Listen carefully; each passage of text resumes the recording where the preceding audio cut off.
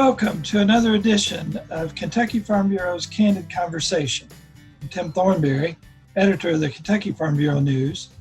We have a very special show today. Two of the most respected agricultural leaders in this state and actually throughout the country. They're very well known. And we're so lucky to have them here in Kentucky. Kentucky Farm Bureau President Mark Haney and Kentucky Agriculture Commissioner Ryan Quarles. Gentlemen, welcome to the show. We appreciate so much you being here to discuss agricultural issues in the state today.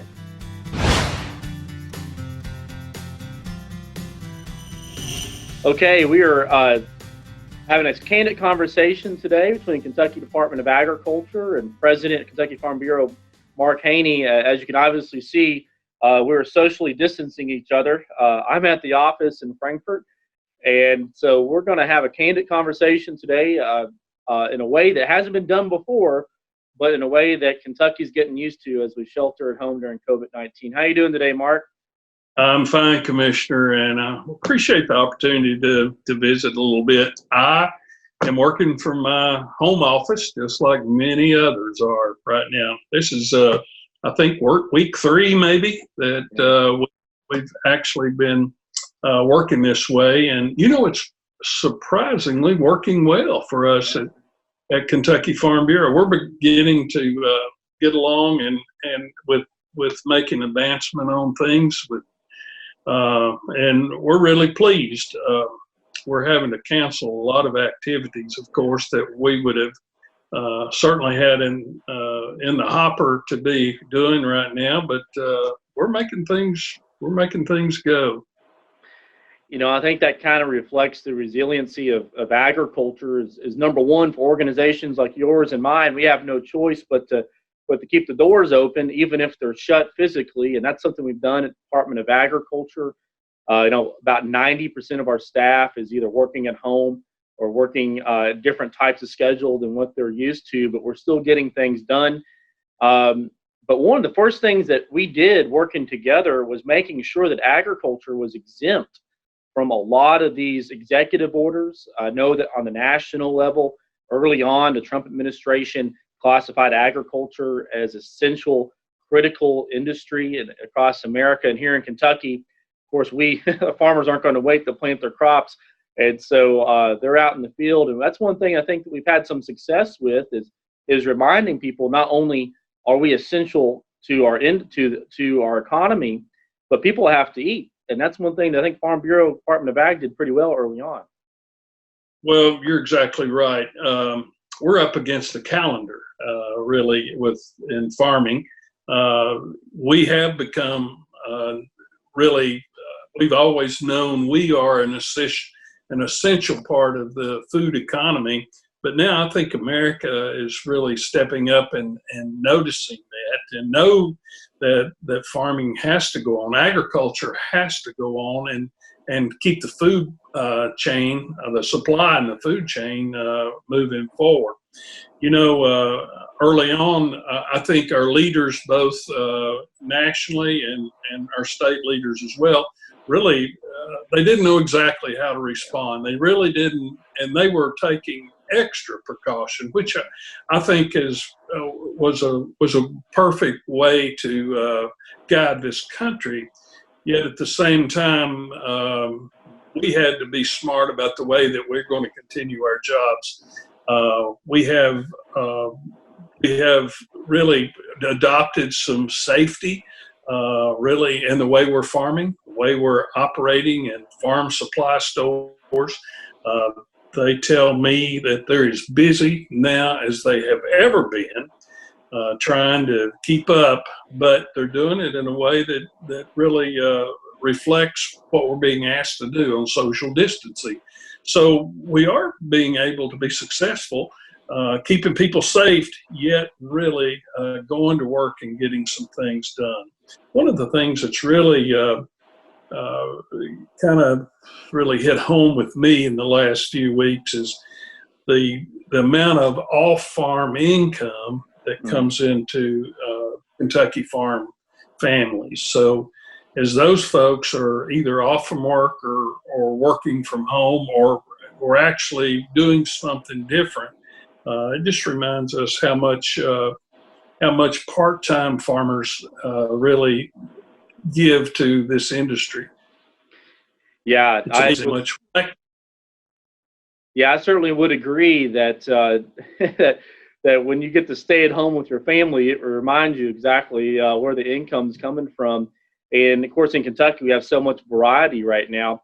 But there have been some bright spots. We've seen some upticks with our farmers markets. We're seeing more people, at least in my opinion and observation, utilize Kentucky Farm Bureau roadside markets.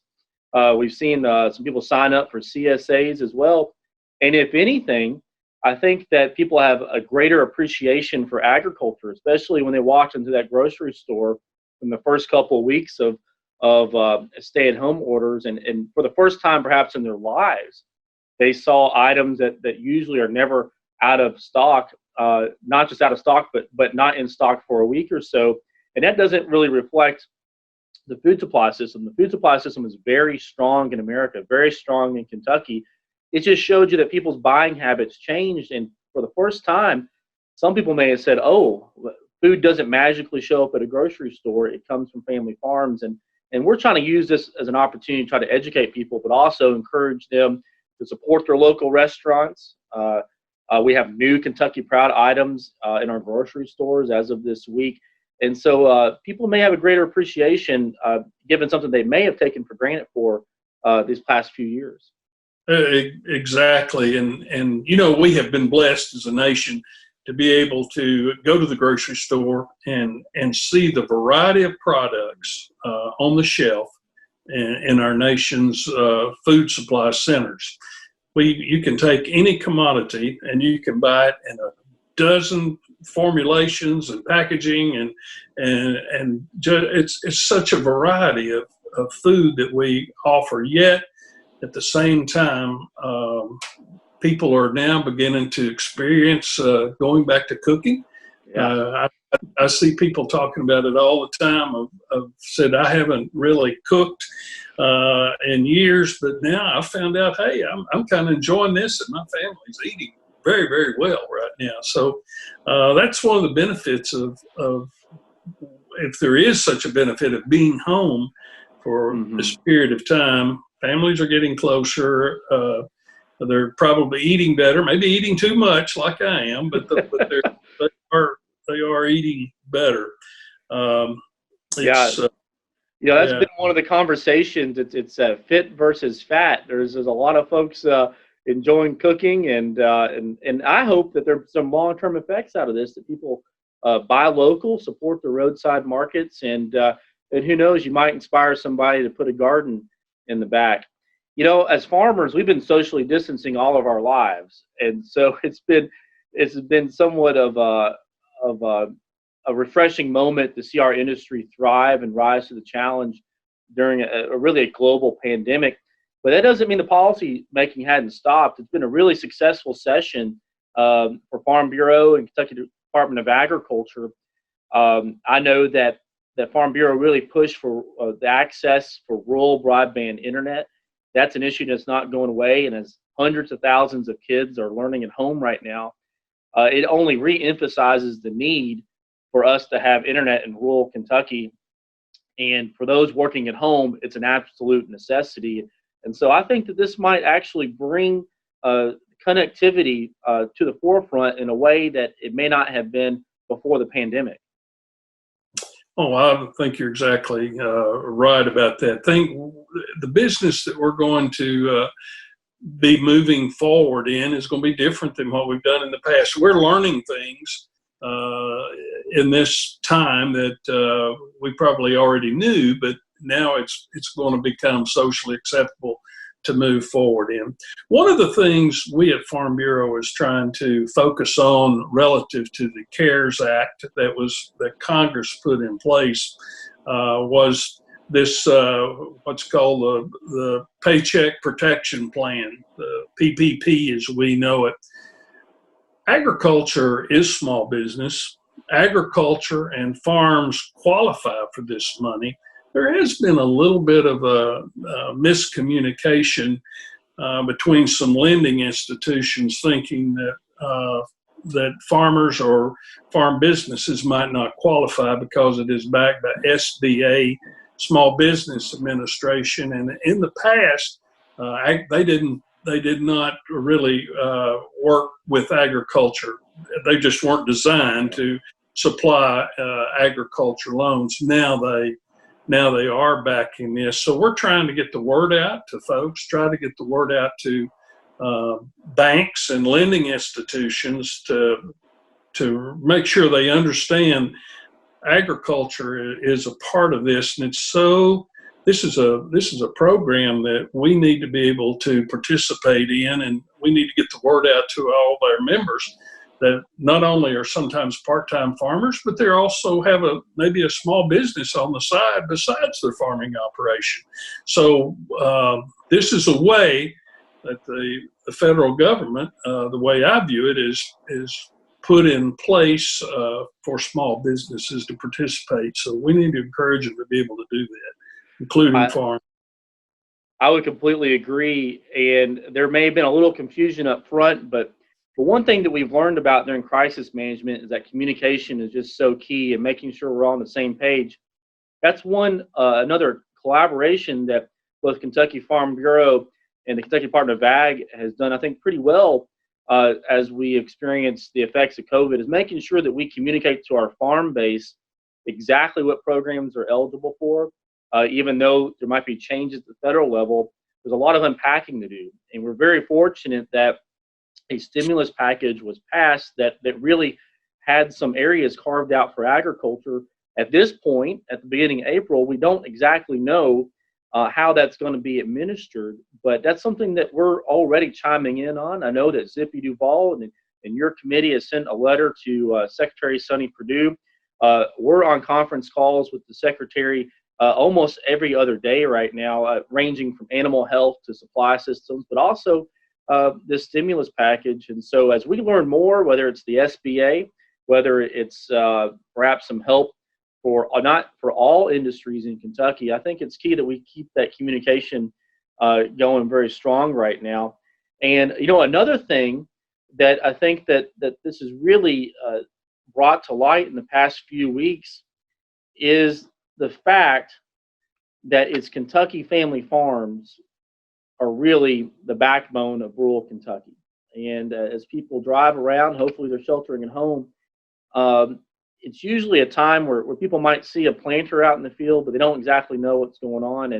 And so we're just trying to educate people about where their food comes from, even if they're learning to cook once again back home.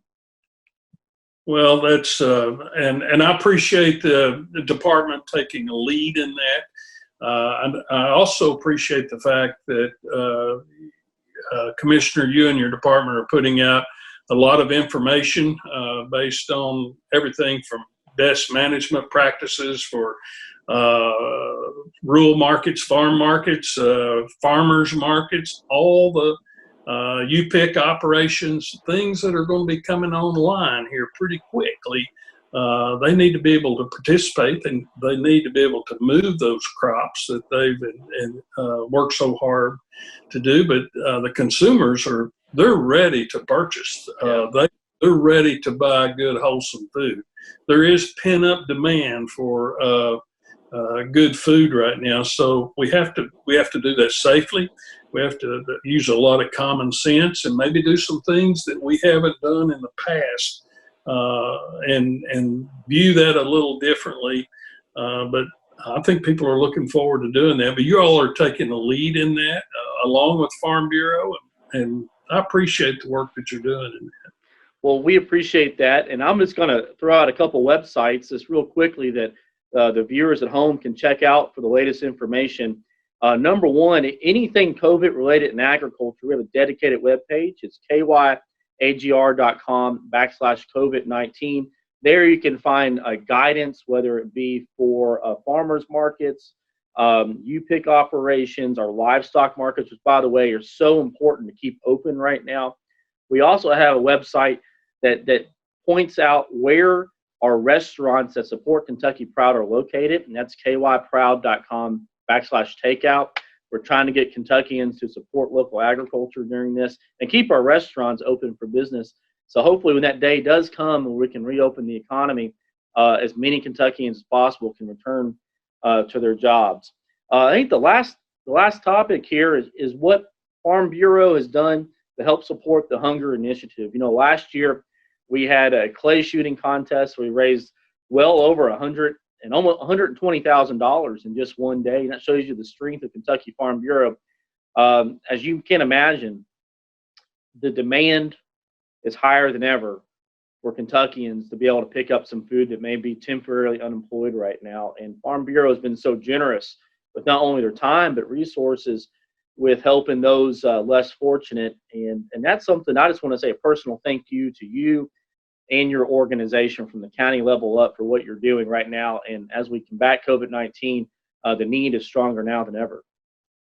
Well, thank you, Commissioner, and really appreciate the fact that you took hunger on in your early months in your administration and allowed us and other folks to come on board and work with that, such an important issue in the state of Kentucky.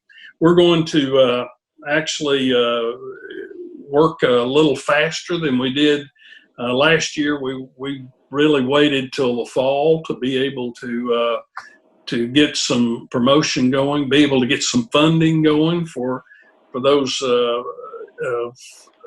entities that were supplying food banks and all the hungry people around. We're going to be able to do that earlier this year, and we're going to we'll be working with your office and make an announcement with that fairly soon. So look forward to you participating in that as well.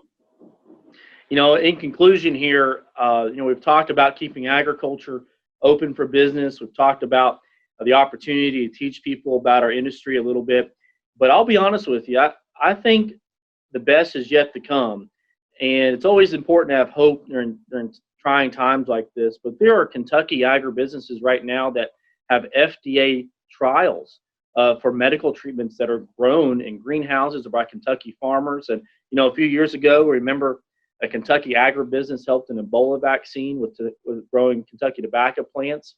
There's a company in Lexington that has a current testing going on with those infected with COVID-19 up in New York.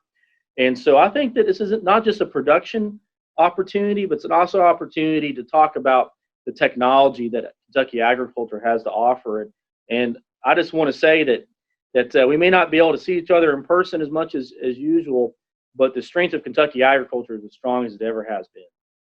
Well, that's true, and thank you. And you know that it just reiterates the fact that research is so important for agriculture, and that's part of the farm bill that we always work on, that keep in place. A component of that is research, and we're going to continue to feed this nation, and we're going to continue to feed the parts of the globe that we have responsibility to it. We have to do more with less, and to be able to do that, and we have to have the research. And the good thing about the research is just like what you're talking about, maybe some sort of a immunization, some sort of a cure for even the coronavirus can come out of some surprising things, maybe grown here in Kentucky. So that's a good thing to look forward to knowing more about. Well, we appreciate your time today, Mark. And as always, not a day goes by where Kentucky Farm Bureau and Kentucky Department of Ag doesn't interact and work together in some way. And look, we'll get through this. Agriculture is part of the solution. And if you all are on social media, be sure to check out the hashtag #StillFarming, because we are the ones keeping America fed and hopefully come up with a solution for this. Thank you for this candid conversation, President Haney. Thank you, sir. I appreciate the opportunity. Thank you. Gentlemen, appreciate it so much. You joining us today, Kentucky Farm Bureau's President Mark Haney and Kentucky Agricultural Commissioner Ryan Quarles. A very interesting conversation. We appreciate it so much. We appreciate our viewers as well. Thanks for joining us, and we hope that you will log on to our many social media platforms and our website to view this content and much more from Kentucky Farm Bureau. Stay safe out there. Thanks.